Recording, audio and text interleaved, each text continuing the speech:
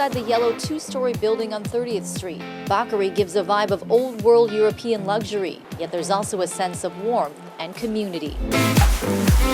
And share bread and share some stories and get off our phones and be present and enjoy each other's company. So we're gonna take this, then you're gonna do the next one. Executive chef and co-owner Lior Hillel. Flip it, and then slowly run it through here and grab it from the bottom. Shows me how he makes his mom's pita bread. Perfect. Stretch it out a little bit. You can go ahead, drop it on there. The fluffy, pillowy goodness is part of one of Bakari's most popular dishes. This is our salatine dish. This is 3 different dips that we make in-house. I don't want to stop eating this, but I don't want to get full either. I think this one's my favorite. Chef Lior brings out one plate after another. Here's our Roasted beets. with goat cheese, tarragon, and molten sea salt.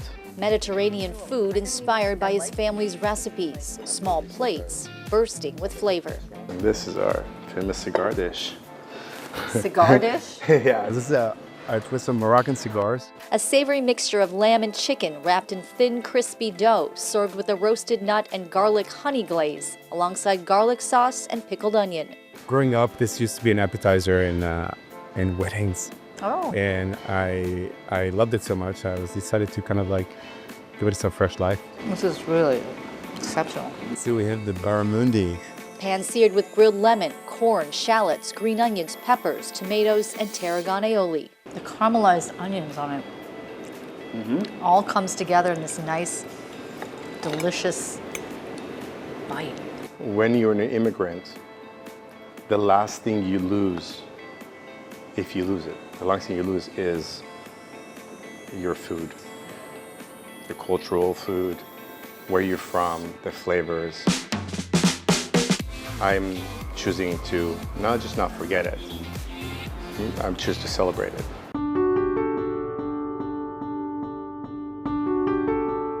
Chef Lior grew up in Israel in a tight-knit family with 4 kids. He's the youngest. When you were growing up, who were you in the family? And I was the troublemaker. I broke all the rules. I was the one who got back from school, threw my backpack, threw my shoes, got on a bike, and disappeared until the sun came down to the field. His older brothers are engineers, but he chose the kitchen. What did your dad say when you decided you wanted to become a chef? He wasn't so much in favor. What was his response? I think he's like, you need to be an engineer. And I'm like, well, I kind of want to be a chef. And he's like, well, how about a food engineer? At the age of 24, he moved to the U.S. and went to culinary school at Le Cordon Bleu in Pasadena. In 2008, he opened Bacari's first location in Los Angeles. It was such a success, he opened 8 other locations there, and now one in North Park. The hug that we received from this community, North Park and Greater San Diego, has been hands down one of the warmest welcoming to the neighborhood. He's incredibly busy commuting between both cities, while at the same time, he and his husband are raising 3.5-year-old twins. Every Friday we're doing challah together for Shabbat. We have Shabbat dinner. We light the candles to signify, we're not religious, but it's to signify in the beginning of the weekend that this is family time. The dessert I try rosewater custard with hibiscus flower syrup, candied pistachios, and shaved coconut. I love this. It's a hit for me. It's a recipe he recreated from his childhood. He remembers eating it with his brother and his dad. Sadly, his father never got to see what life is like now. He passed away in 2009. What do you think your dad would say if he saw you today?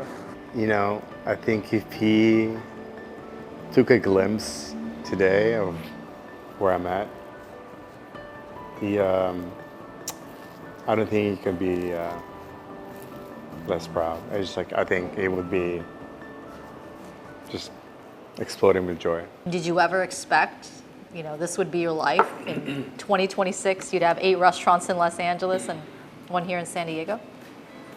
No. There's so many hands touching this dream that it's really humbling to be a part of it. Kelly Hessedal, CBS 8.